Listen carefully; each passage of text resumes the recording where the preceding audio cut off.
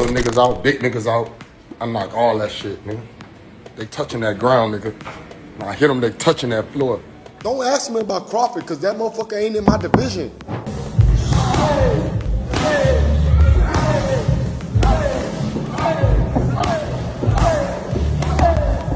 I want all the smoke. I want smoke with Crawford.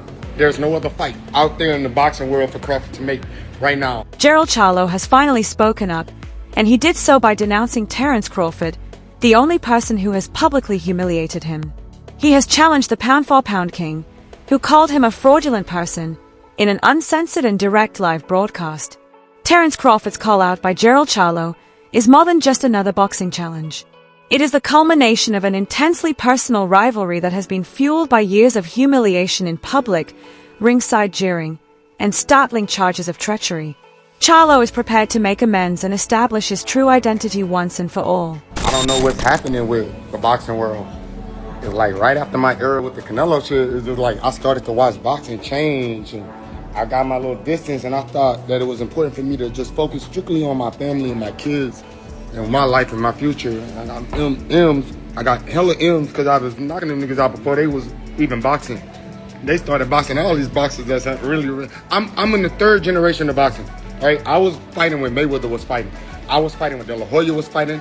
I fought on Bernard Hopkins on the card. Throw me some motherfucking hearts, because half of you niggas ain't never did that. Even if you listening, y'all gotta remember that.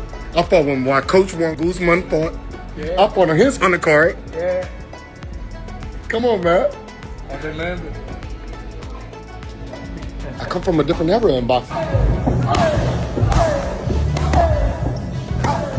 Terence Crawford's name has been mentioned by Jermell Charlo once more. In his most recent public remarks, Charlo demanded a duel with the man who many see as the pound-for-pound king. However, the tone more than the cry itself was what attracted everyone's attention. It would be an honor to enter the ring with Crawford, Charlo said in a tone that was almost deferential. He even went so far as to publicly acknowledge that Crawford finished something that I hadn't. A modest and straightforward allusion to Crawford's illustrious uncontested runs. I want all the smoke. I want smoke with Crawford. I want all the smoke. Give me the best shit.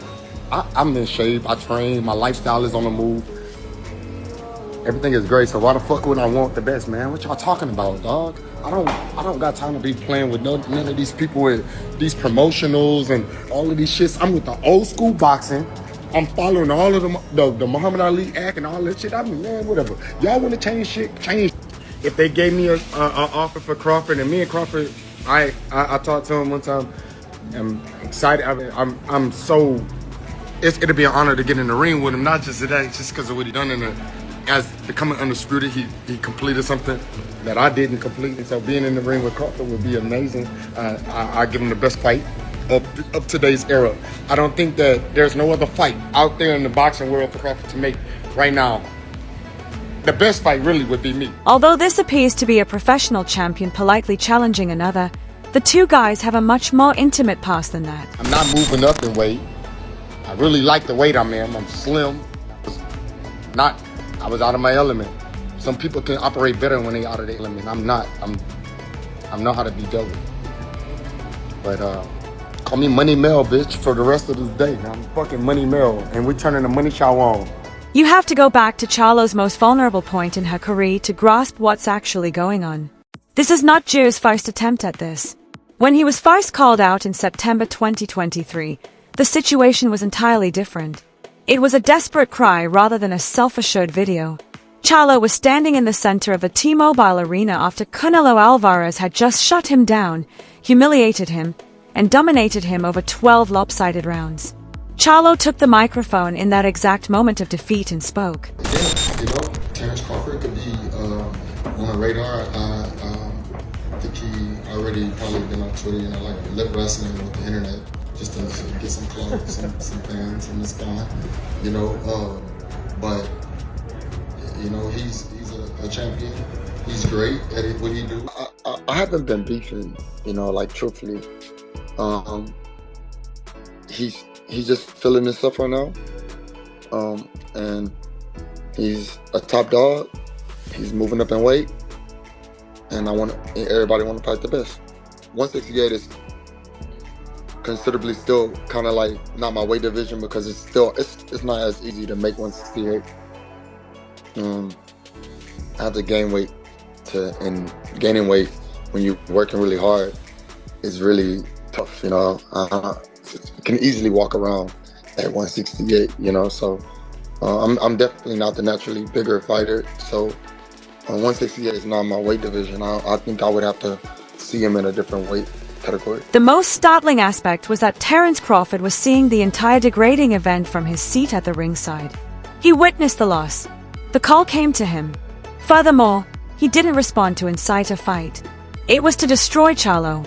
Crawford denounced Charlo's performance in front of the entire boxing world on social media, openly criticizing his level of effort against Canelo. You got Jermell, would you say I'm done after that? Of course, 100%. What's the thing about Jermell? I feel like you don't like Jermell. And if I don't. You got respect for the Earl, so if you get Earl like that, god damn. I don't like Jermell for the simple fact that I feel he's a fake individual. I feel Earl is real. I feel he's genuine. I feel like he stand on 10 toes on everything that he say or do. I feel like Jermell is just one of those guys that do a lot for attention. I was cool with Jermell and Jamal and their older brother prior to me moving up in weight. You know, I got messages with he hit me up asking me he gonna pull up in Omaha, and we talking about cars, we talking about all different type of stuff. Once, you know, I moved up in the division, and I understand that they stablemate. He trained with Arrow Coach, and they've been knowing each other for a long time. For him to start bashing me and talking bad about me and saying I'm gonna get knocked out, and, you know, going out his way to say little slick shit about me, I was just like, man, that's some hope. Professional rivalry isn't the only reason for Crawford's contempt for Charlo.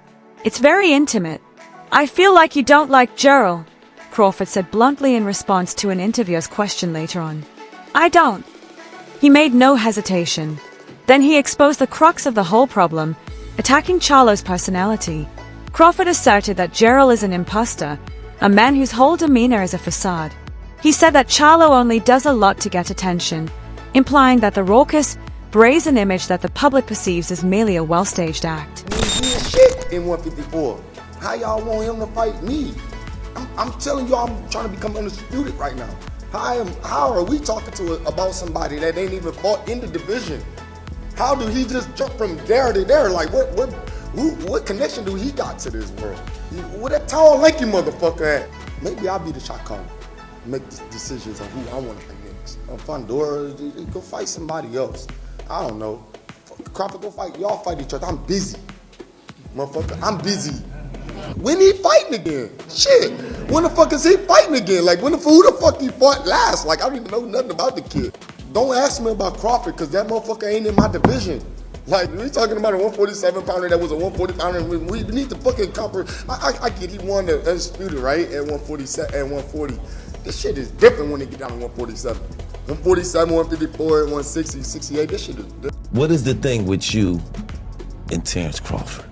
Why he keep calling you out? He don't even fight in your weight class. Well, I guess he has plans on moving up to fight in your weight class.